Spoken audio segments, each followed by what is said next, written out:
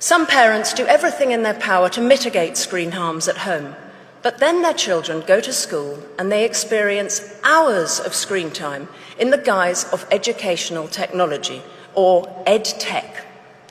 Whether that's in the form of iPads and Alexa voice assistants for nursery school children, learning systems like PowerSchool in primary school, or Google Classroom on secondary school devices, who has proven that this deluge of screen education is what's best for our children? No one has. If we step back and view this state of affairs through a compassionate lens, it's fairly understandable.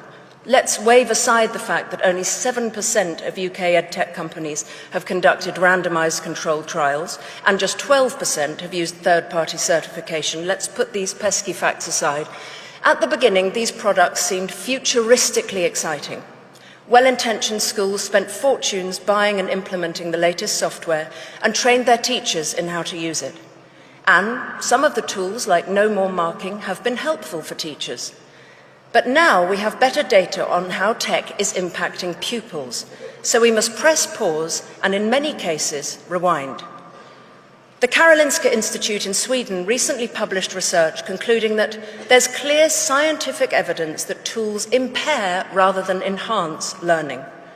Sweden has taken note and been the first country to kick tech out of the classroom, reinvesting in books, paper and pens.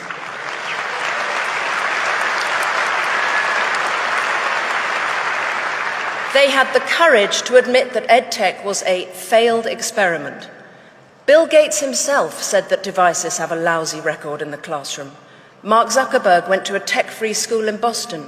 Steve Jobs didn't let his own children use iPads.